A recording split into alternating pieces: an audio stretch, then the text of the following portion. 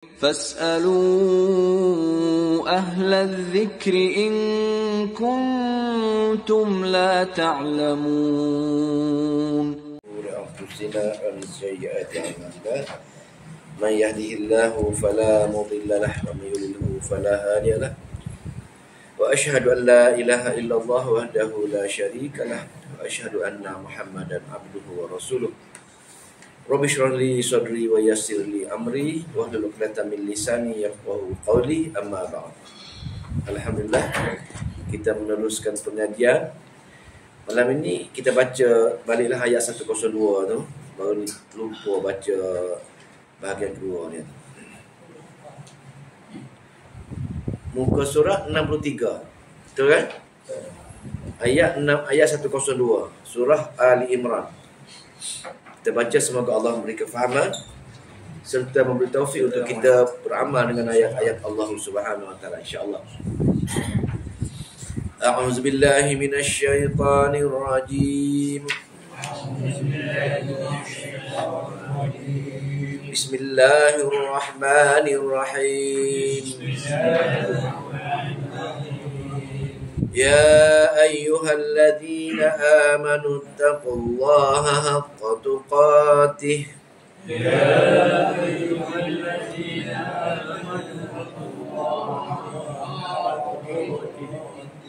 ولا تموتن إلا وأنتم مسلمون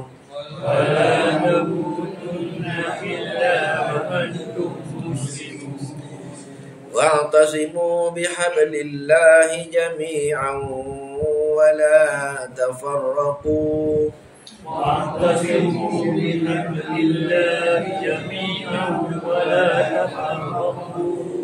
واذكروا نعمة الله عليكم إذ كنتم أعداء فألف بين قلوبكم واذكروا نعمة الله عليكم إذ كنتم أعداء بين قلوبكم فألف بين قلوبكم فأصبحتم بنعمته إخوانا فألف بين قلوبكم فأصبحتم بنعمته إخوانا وكنتم على شفا حفرة من النار فأنقذكم منها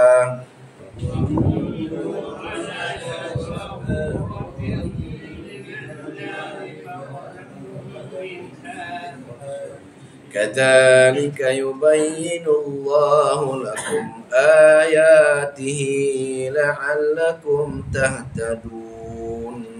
كذلك يبين الله لكم آياته لعلكم تهتدون. Alhamdulillah. Ayat yang kita sudah baca ini ialah ayat bahagian kedua surah Al-Imran. Bahagian kedua, bahagian pertama ayat 1 hingga ayat 101. Bahagian kedua 102 hingga 200. Sama juga dengan dalam surah Al-Baqarah. Bahagian kedua tadi, perkara utama yang dibincangkan surah Al-Imran ialah tentang jihad dan infak. Ayat 102 hingga ayat 200 tadi diselang-seli. Selang-seli jihad, infak, jihad, infak. Cuma kadang-kadang dia masukkan juga tentang tauhid dan risalah. Kadang-kadang. Saya baca secara bertahap supaya nampak gambaran dia.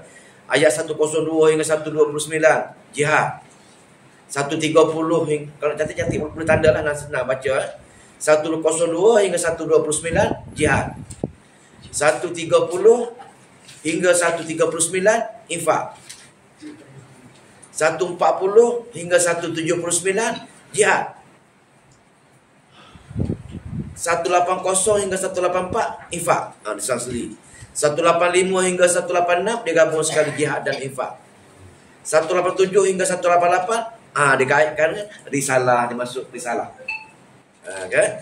189 hingga 102 tauhid. Tauhid pula. Dia Islam juga. Dia masuk juga risalah tauhid. 193, 195 risalah balik.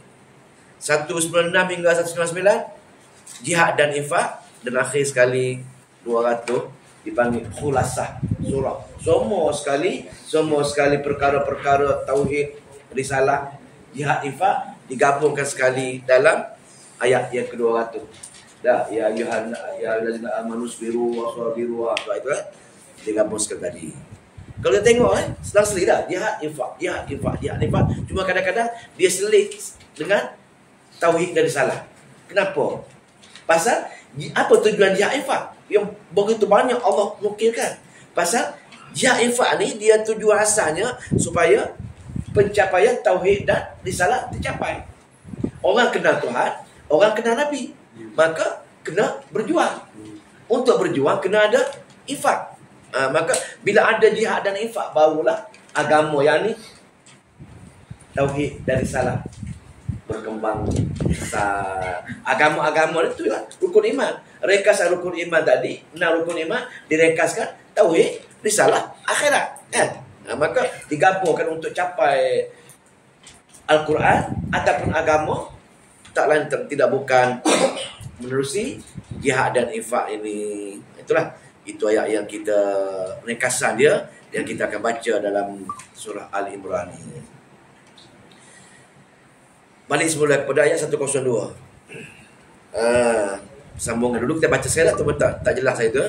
Dia 102 ni dua tafsir. Kita baca dulu tafsir yang pertama. Ya ayyuhalladzina amanu taqullah, wahai orang-orang yang beriman, takutlah kamu dengan Allah. Haqqa tuqati, takutlah dengan sebenar-benar takut. Memandang kamu kena takut dengan sebenar-benar takut tadi, maka tafsir yang pertama kita nak baca ini, benar takut ini ialah tentang tauhid. Kena betul takut dengan tauhid ini, syirik kepada Allah Subhanahu wa taala. Maka wala tamutunna, jangan sekali-kali kamu mati. Tengok ni. Allah betul-betul pastikan, wahai hamba-Ku, wahai pembaca Al-Quran, wala tamutunna, jangan sekali-kali kamu mati illa wa antum muslimun, kecuali kamu mati dalam keadaan tauhid, dalam keadaan muslimun. Maknanya 100% pegang agama. Kalau ikut jalan lain kata muwahhidun, maknanya mengesahkan Allah. Jangan mati. Pasal apa? Kalau kita mati dalam keadaan syirik, mati dalam tak ada iman, nyaya kita. Pasal apa?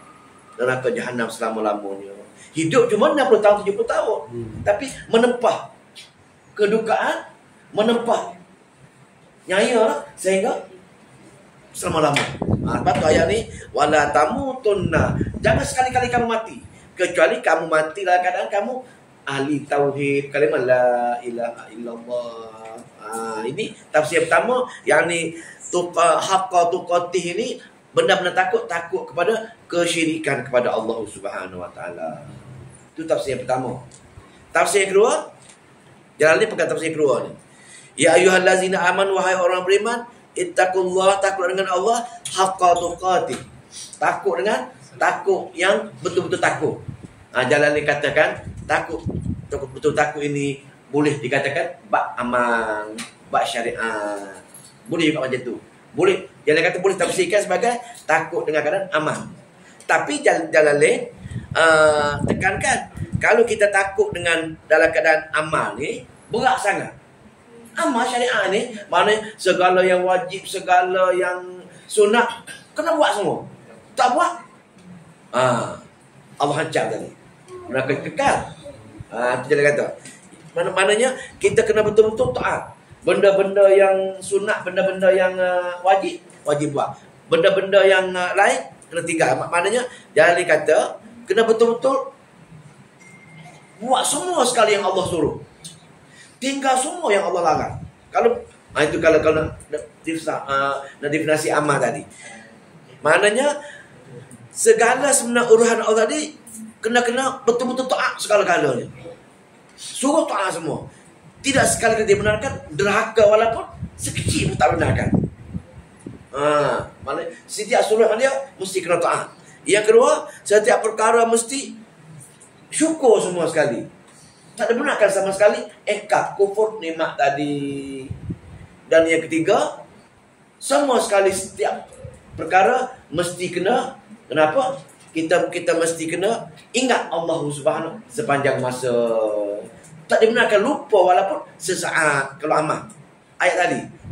Betul-betul ngeri ayat tadi sebenarnya. Tapi bila jumpa ayat semacam ini, maka sahabat-sahabat dengar bentuk amal macam ni, takutlah. Takut. Dia kata, wahai Rasulullah, bila ada tafsir amal tadi, siapakah yang sanggup melaksanakan ini? Nak taat penuh-penuh, sikit tak boleh deraka, nak ingat selama-lama, sikit tak boleh lupa. Apalagi tadi, syukur segala-galanya, sikit tak boleh ingkar. Siapa mampu buat? Wahai Rasulullah, siapa yang sanggup melaksanakan ini? Maka ayat ini tafsir mengatakan dimasuk kepada tak mampu dilaksanakan. Siapa boleh buat macam tu? Tak mampu. Tak mampu. Pasal apa? Pasal kalau ayat yang pertama tadi, dia berkaitan dengan akidah, kesyirikan, keimanan. Perkara-perkara ini sebenarnya di bawah kesanggupan. Kita sanggup buat. Ada hadis kursi daripada kita baca minggu lepas, Tirmizi lah. Bagaimana bila di akhirat Allah nak hukum orang-orang yang durhaka ni, dihukum, ditengok azab dia ni, dia kata, wahai Allah, aku sanggup ambil emas sepenuh bumi untuk sebagai tebusan. Nak tebus aku daripada hukum neraka ni. Allah jawab, wahai hamba, atas dunia dulu aku tak minta kamu seberat tu pun. Aku minta ringan saja. Apa benda? Aku minta hanya satu, kamu jangan syirik kepada aku saja.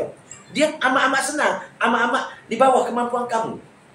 Cuma kamu tahu, tinggalkan. Itu je. Syirik, perkara-perkara akidah ni tak perlu beramal. Kita tahu dia tu syirik, kita tahu dia tu khurafat, tinggal, habis cerita. Kan senang. Cuma isu besar kita sekarang ni, isu utamanya, bagaimana cara nak tahu benda ni? Mana nak tahu ni? Rujuk balik, belajar Al-Quran balik. Pasal apa? Pasal Al-Quran ni cerita perkara ni. Tauhid, risalah, akhirat. Tiga-tiga tu rekasa rukun iman. Maka amat-amat senang. Dengar semua kata-kata Allah. Apa yang syirik, tinggalkan. Habis cerita. Nak cerita di sininya, syirik pada Allah adalah perkara yang amat-amat senang. Tapi mesti memahami, bertadabbur, beramal dengan Al-Quran. Tetapi bab amalan tak mampu. Sahabat aku tak mampu buat kalau berkenaan dengan amal. Pasal setiap masa, pasal kita lemah, dan dia kadang-kadang tu di atas upaya kita tak mampu nak buat. Maka ayat tadi masuk. Maka bila ayat masuk, tafsir lain mengatakan ayat dalam surah Al-Taghabun. At-Taghabun ayat, tengok berapa surah At-Taghabun? 60 berapa At-Taghabun? 64. At-Taghabun. Jumpa muka surat 556. Dia masuk nasihnya ayat At-Taghabun. Kata tafsir yang pegang kepada tafsir kedua tadi seperti Jalalain tadi, iaitu bila ayat tadi masuk ada ayat nasihnya. Maknanya bila tunggu ayat ganti ayat tadi. Ayat 12.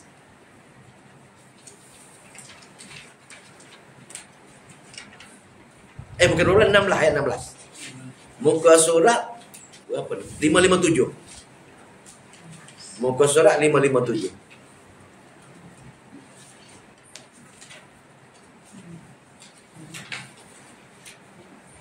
Jumpa tak? Kalau nak tafsir sebagai amal kan, ayat ni ganti, masuk ayat tadi. Jumpa tak? Fattakullah, takut dengan Allah. Tadi kan ayat takut kan? Takutlah dengan Allah. Fattakullah. Apa dia? Fattakullaha mastata'tum. Bertakwa dengan Allah sesuai kemampuan kamu. Bila kamu tak mampu buat, serah dengan Allah. Hanya Allah yang boleh selesaikan masalah tadi. Maknanya ikut kemampuan kita. Ayat ni ganti ayat tadi. Ayat tadi tak boleh. Langsung tidak ada ruang. Mampu ke tak mampu ke, kamu kena taat. Mampu ke tak mampu ke, kamu kena bersyukur. Mampu ke tak mampu ke, kamu tak kena ingat aku. Tapi ayat ni kadang-kadang di luar kemampuan manusia. Maka ayat sebagai ayat nasih, fattakullaha mastata'tum. Maka bertakwa Allah sesuai dengan kemampuan kamu. Benda itulah ayat ni lah yang diguna pakai oleh bila kita duduk dalam majlis-majlis bid'ah. Tak, ikut kemampuan kita. Maknanya tak ada apa. Tapi memandangkan fatak amastata untuk ikut keupayaan kita, maka serah dengan Allah ya, boleh menyelesaikan segala masalah itu. Wallahu taala alam. Orang beramal dengan tafsir kedua tadi, kalau mengatakan betul-betul takut tadi, takut beramal, ini ayat yang ganti, ayat tadi masuk. Jelas kan? Dua tafsir. Itu yang minggu lepas lah. Yang minggu lepas dan ceritanya tadi surah Al-Imran 102.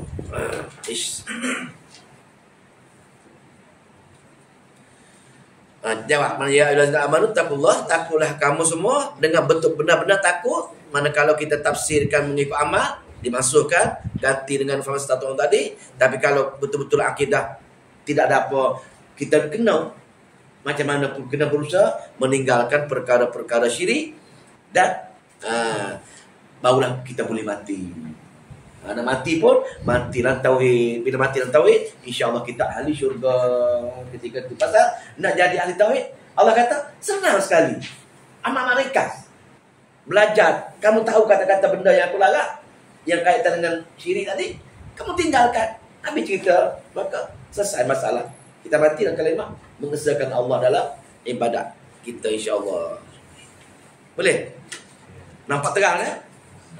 Itu ayat 102 lah. Dia sangkut tahu dengan yang surah Al-Imran tadi tu. Dia bersangkut tahu dengan dia tafsir, panggil tafsir ayat dengan ayat. Manakala kita tak faham ayat ni, tafsir mengatakan nak ganti ayat ni takut dengan amal tadi, maka dia ada ayat lain yang diberi keringanan. Dia diberi keringanan untuk orang yang tak mampu beramal, berat-berat kerana ada faktor-faktor lain, maka serah dengan Allah ya. Ikut kemampuan kita. Kita tak mampu, Allah ya faham keadaan kita tadi. Yang amal ni, kalau cara lain nak beramal, kalau ada keringanan tak ada masalah. Pilihan Kalau ada keringanan tak ada masalah apa. Lepas tu dia perkara, lepas tu dia atas perkara-perkara ni, atas perkara-perkara amal ini, dia pada maksud hukum tadi, hukum ni lah benda-benda yang setiap syariat, benda yang sunat ke, benda yang wajib ke, kena buat, tidak boleh tinggal langsung. Benda yang haram, benda yang makruh, wajib tinggalkan, langsung tak boleh kata tinggal. Betul-betul kalau tinggal, wa antum maknanya kufur kepada Allah Subhanahu, maknanya dosa besar lah kalau kita tak amal tadi. Maka ada kelonggaran sikit lah, ada lega sikit sahabat bila tahu cerita ayat ni dituju pada untuk akidah tadi. Pasal sahabat memang akidahnya kuat. Dia dengar, dia tahu, tak Nabi ajar benda macam tu. Boleh? Wala tamutunna illa, jangan kamu mati kecuali mati dalam keadaan tauhid, mati dalam iman, tak? Mati dalam iman. Illa wa antum muslimun. Jangan dikata muwahhidun. Mati dalam keadaan tauhid Allah Subhanahu. Kenapa mati sini? Pasal dalam keadaan tauhid ini banyak perkara-perkara syafaat yang boleh selesaikan masalah kita. Ini Ustaz, dia dalam khutbah selalu baca ni. Itulah. Dia tak ada hurai kan? Tu takut. Sebelum takut tadi sebenarnya dia kena betul lah.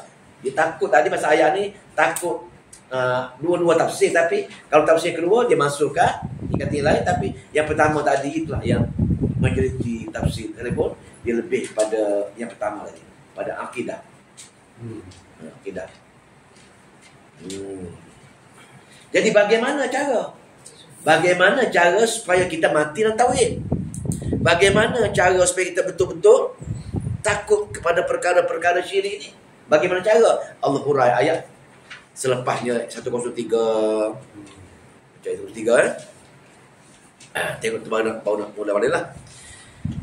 Iaitu wa'tasimu, maka berpegang kuatlah kamu semua. Wa'tasimu, berpegang teguhlah kamu semua. Bihablin, dengan tali.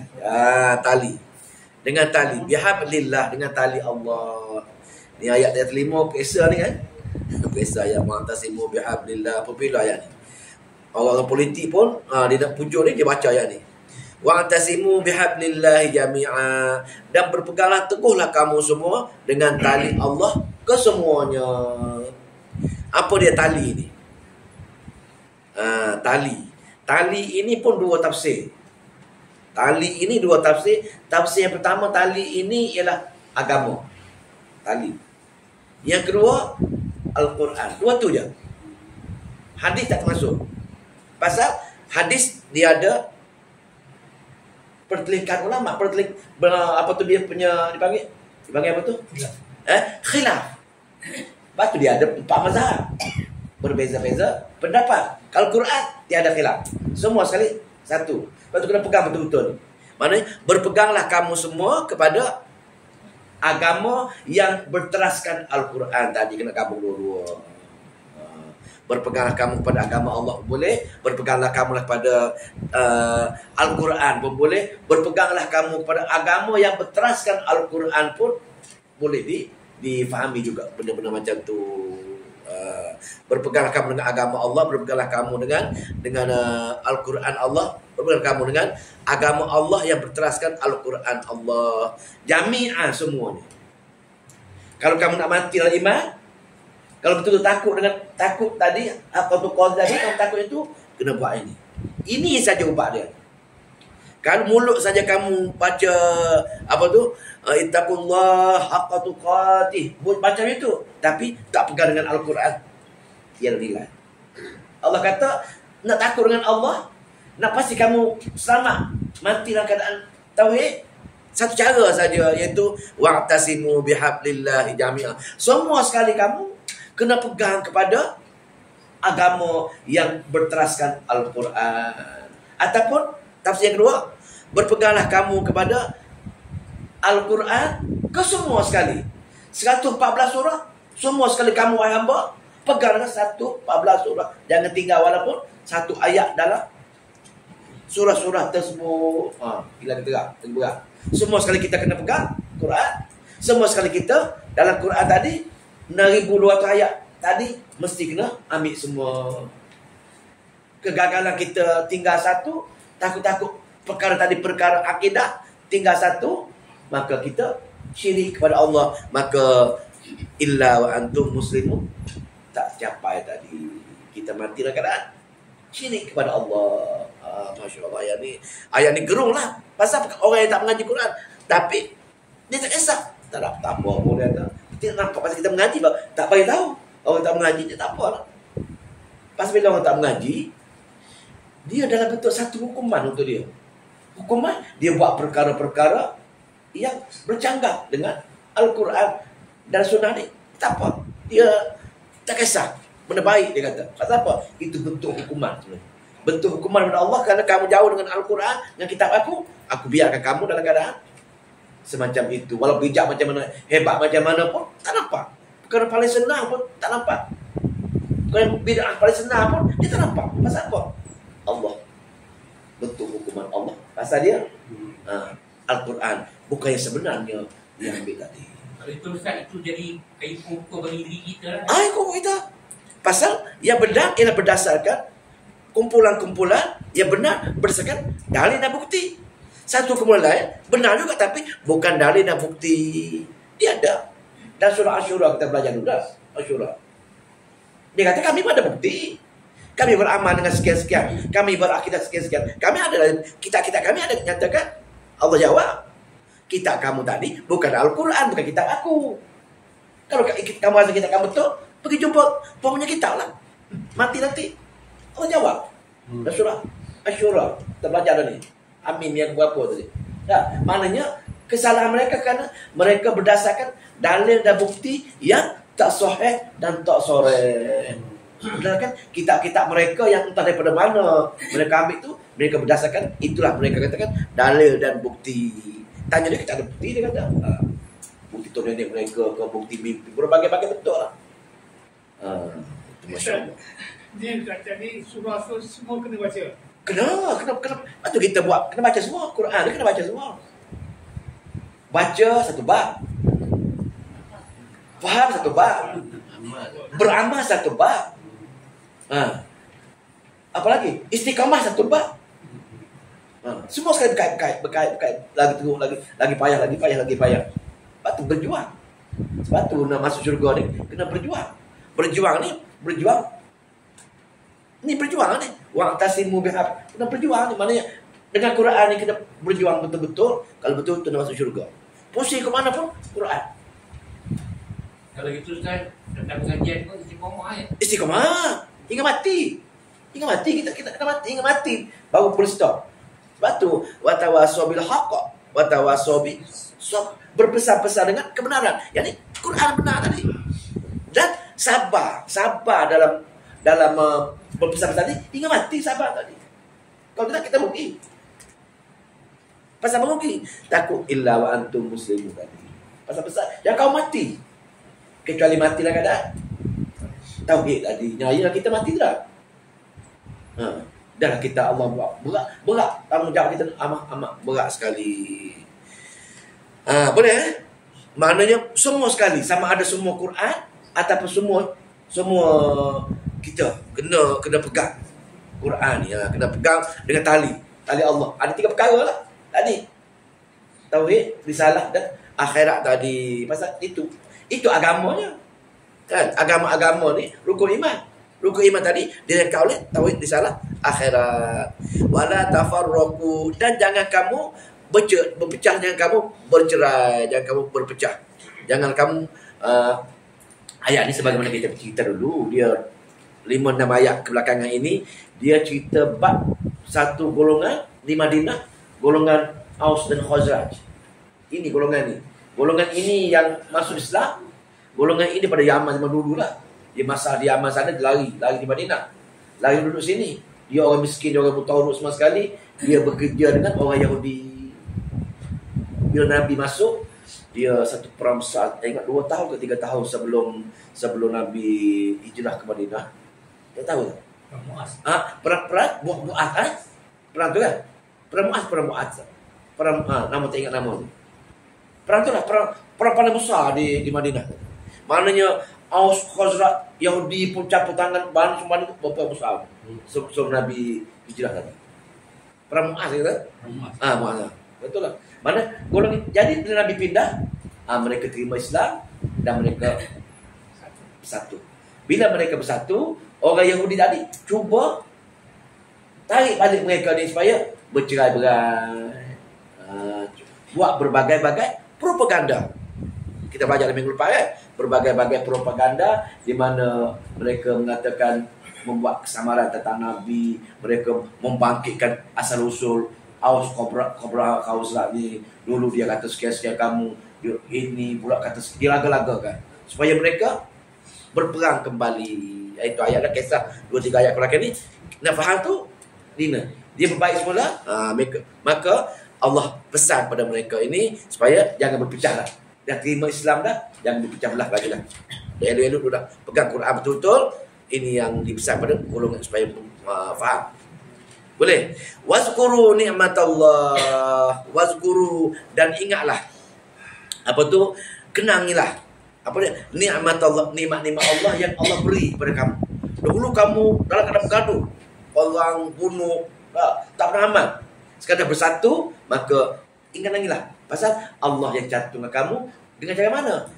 Dengan kamu belajar Quran, kamu terima Quran yang Nabi ajar, kamu daripada kamu bergaduh, kamu berjaya menjadi kawan yang rapat sekarang ni, menjadi satu Jumaah yang cukup rapat. Itu wazkuru ni'matallah yang alaikum. Ingatlah nikmat Allah ke atas kamu, di mana dahulu kamu jahat, kamu bergaduh, berperang, sekarang kamu jadi satu. Iz kuntum ni adalah iz kuntum adaan, dahulu kamu jadi musuh, fa'allafa baina qulubikum, lalu dia Allah mempersatukan di antara hati kamu. Iz kuntum adaan, dahulu kamu bermusuh, wahai kaum Aus dan Khazraj. Itu dialah. Untuk kita pun sama juga. Kalau kita dulu dalam keadaan bid'ah apa-apa ni, dan jumpa Quran ni, kita menjadi ahli sunnah. Bercantum balik kita ni. Fa'allafa baina qulubikum, Allah yang satukan hati-hati kami. Nak bersatu ni tak mampu buat. Ada dalam satu ayat, tengok ayat dalam Quran, ayat lain, tengok ayat apa? Dah. Wahai Muhammad, dia kata, kalau kamu bunuh harta satu bumi ni, untuk satukan manusia ni, kamu tak mampu. Tak boleh. Yang bersatu hanya Allah saja, dengan kudrat Allah Subhanahu Wa Taala, dengan cara pegang ayat-ayat Al-Quran, baru boleh hati disatukan. Maknanya hanya Allah yang boleh satu hati kita ni. Tak boleh guna cara pendekatan moden, pendekatan orang putih macam mana pun, guna motivasi apa pun. Allah kata tak boleh. Harta banyak mana curah pun tak boleh. Pasal apa? Nak boleh satukan manusia ini satu cara je, dengan ayat-ayat Allah Subhanahu Wa Taala. Pasal Allah akan satukan hati mereka. Ini kata-kata Allah. Fa'allafa baina qulubikum, lalu dia persatukan di antara hati kamu. Fa'asbahtum bi ni'matihi ikhwana, lalu jadilah kamu dengan nikmat saudara-saudara semua di antara kamu, saudara yang rapat sekali. Dalam satu riwayat Aisyah, Nabi bila Nabi pergi terima khalwat, dia pergi terima wahyu pertama, dia balik rumah dan takut. Wahai Khadijah, selimutkan aku takut. Dia cerita semua sekali tu. Maka dari sini Khadijah cerita kan, wahai Muhammad, kamu orang yang paling baik. Tak mungkin dia tu jahat dengan kamu. Kamu dah habiskan semua harta kita ni untuk menyatukan, memperbetulkan masyarakat Arab jahiliah, tapi tak mampu. Maknanya Nabi cukup baik. Dia gunakan harta Khadijah ini ketika itu belum Nabi lagi, belum timur wahyu lagi. Dia gunakan untuk menyelamatkan perangai orang-orang Arab jahiliah dah ketika itu. Semua kata dia sebagai wali ketika itu, bukan Nabi lagi, tapi tak mampu. Tapi Khadijah kata, kamu orang yang baik, tak mungkin Allah nak kenakan kamu. Maka itu dizahirkan. Maknanya bila wahyu Nabi baca, baru boleh menyatukan orang Arab jahiliah. Guna harta tak mampu, tapi guna ayat Al-Quran. Tahun 8 Hijrah semua sekali orang Arab masuk Islam kesemuanya. Maknanya kita cara berduit, cara baik macam mana pun tak mampu nak berdakwah. Hanya baca ayat Al-Quran saja yang boleh menyatukan manusia. Boleh menyatukan manusia. Balik semula pada ayat kita bincang.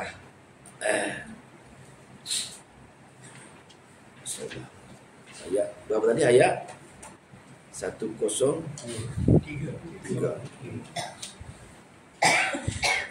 Jangan berpecah. Maka Allah akan satukan. Qulubukum fasbahtu, Allah satukan hati-hati kamu nikmat saudara tadi. Lepas tu apa dia? Wa kuntum ala syafa, dahulu wa kuntum ala syafa hufratin, dahulu kamu hufratin, di jurang, di tebing, minan nar, tepi neraka dah. Fa'an qadzakum minha, dan Allah selamatkan kamu. Allah selamatkan kan kamu daripada jatuh ke lubang neraka tersebut. Dulu dia bergaduh, tidak beriman, maka dia baik. Beriman dia berbaik, maka Allah selamatkan dia, kena nikmat-nikmat tersebut. Kita bersama lah kena nikmat tersebut untuk kita. Betapa bangganya kita, betapa bersyukurnya kita, kerana Allah beri hidayah kita untuk belajar Quran semua, belajar sunnah semua sekali. Nikmat, kena nikmat Allah, kena bersyukur nikmat yang tak terkira dah, tak terkira untuk diberi untuk kita sebenarnya, insya-Allah.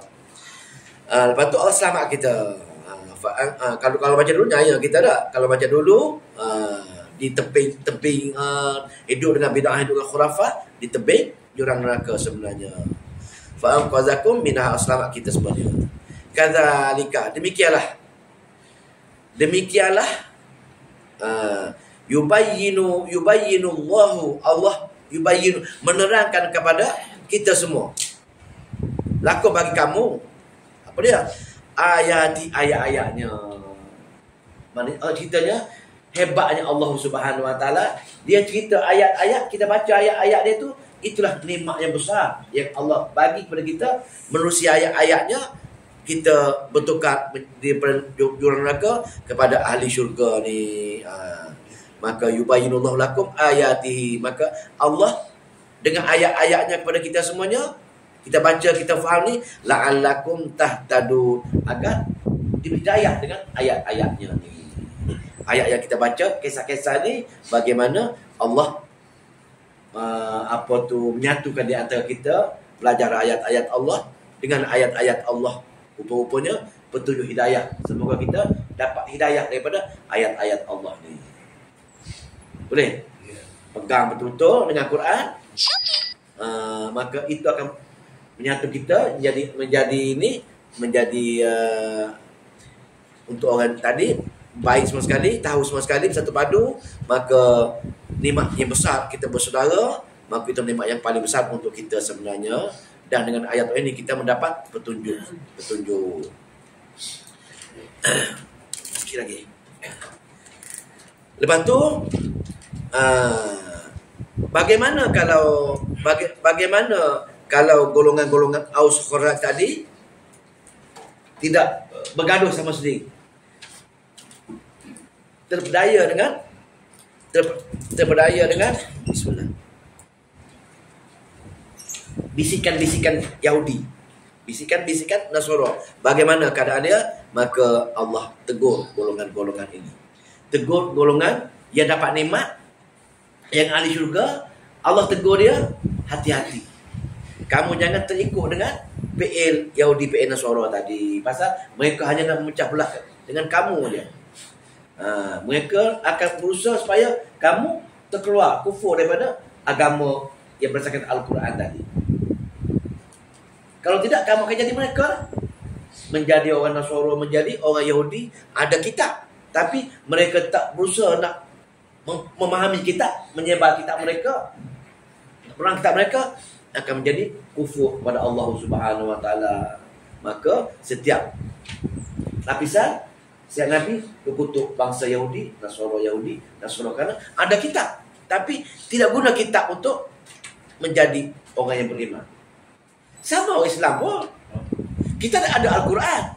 Bagaimana Al-Quran ada, kita tak menafaatkan Al-Quran untuk diri kita dan untuk kawan-kawan kita. Ada beza tak dengan orang Yahudi? Ia ada kitab Taurat, tapi di Islam yang tahu Taurat, tak belajar Taurat, dia reka kitab Taurat, dia tak ajar kitab Taurat. Sama kita Injil, sama-sama. Ada kitab, ada Nabi. Jangan berbangga dengan kita Islam, ada Al-Quran, tetapi dengan Nabi kita tak kenal dia, Quran jauh sekali, maka sama tak dengan dia orang. Jadi Allah tegur, takut kita macam ni.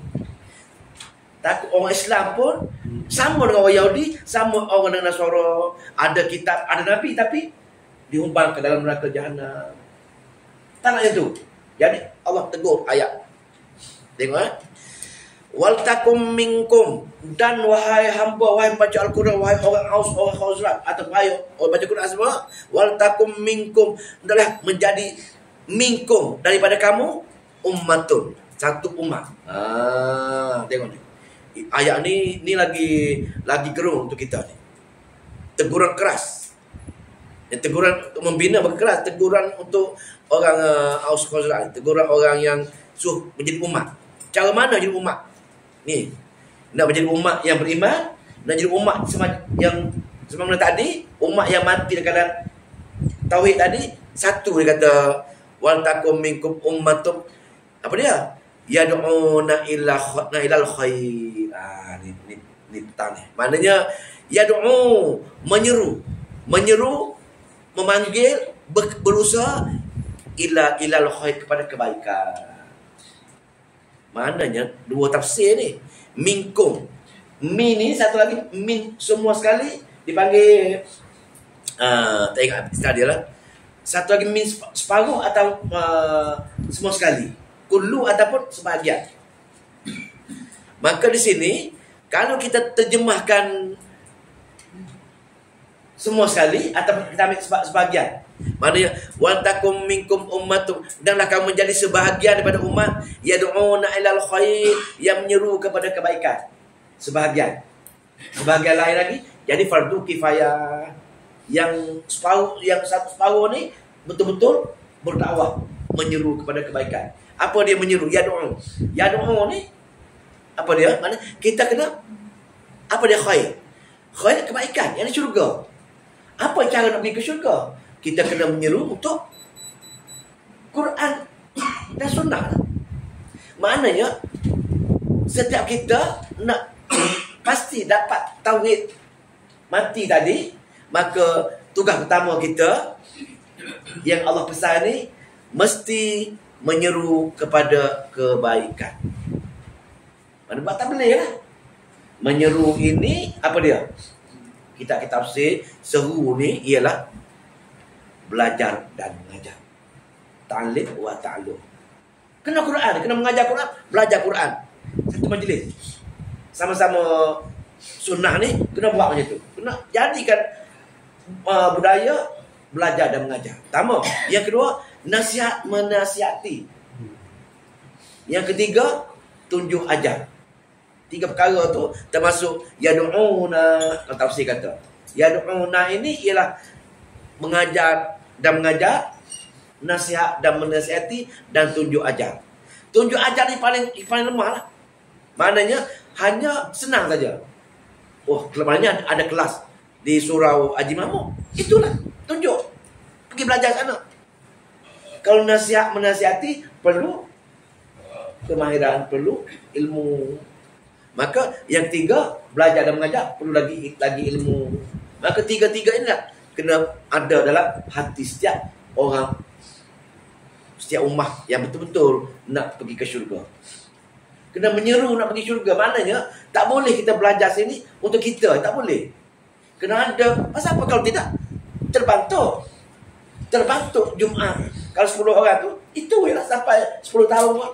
Kalau kita tidak ada, nak panggil, nak ajar, itulah.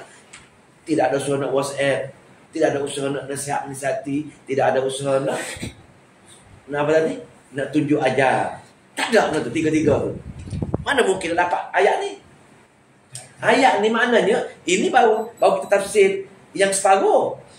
Separuh lagi tu orang jahil. Orang jahil tak boleh diajar. Kalau diajar benda yang baik, dia pergi ajar-ajar, tak bertukar.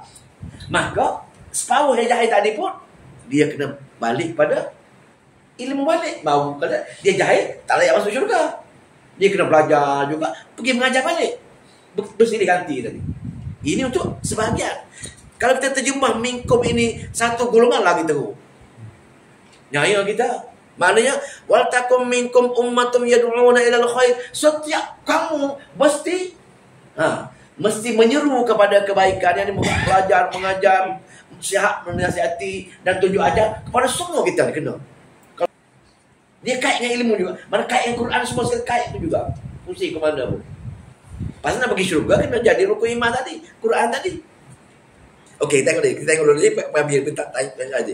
Jadi satu isu sekarang ni, Allah suruh kita sekarang ni pastikan nak jadi umat, kamu kena selamat, nak jadi menjadi tadi mesti yad'una ilal khair. Pertama, dua golongan adalah.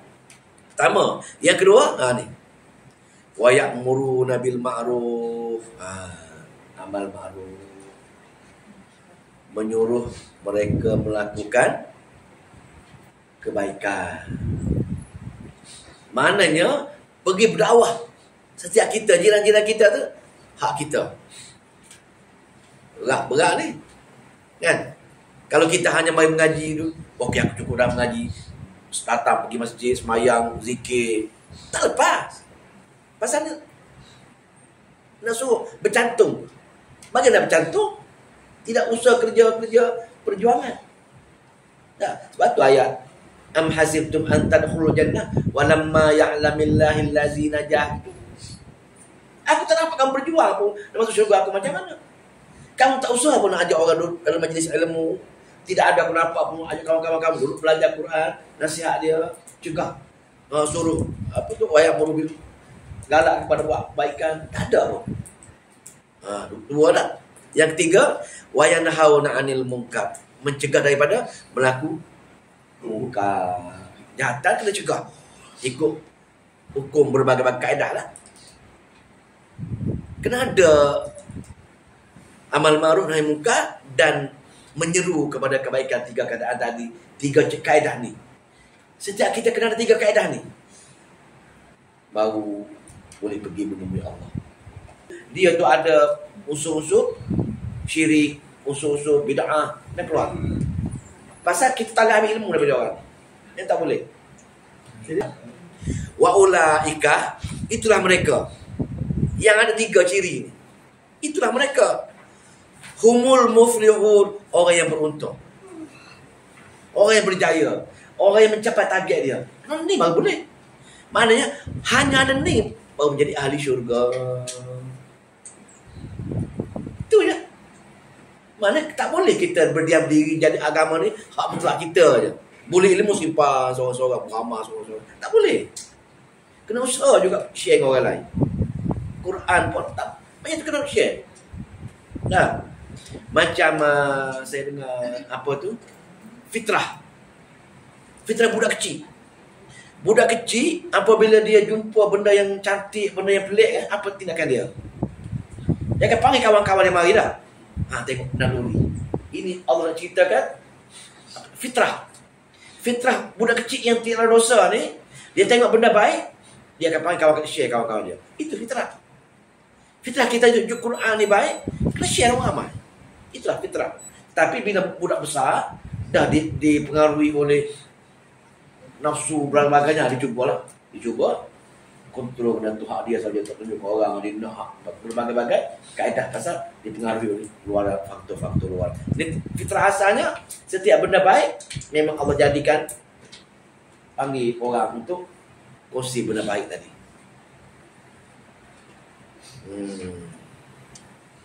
Cukup kan? 105 tu dia cerita bab firqah-firqah yang tadi, kumpulan-kumpulan tadi. Kita sambung dengan ayat yang terus nantilah malam lain insya-Allah. Dia bersih tadi baru jawab soalan apa tadi? Soalan yang kata berpuak-puak tadi 105 dia ada bincang batu. Wallahu taala alam. Jelas ayat yang kita cerita dah. Maknanya cerita malam ni memang Quran sebagai pegangan kita, dan Quran tadi kita kena sebarkan dengan semua sekali masyarakat.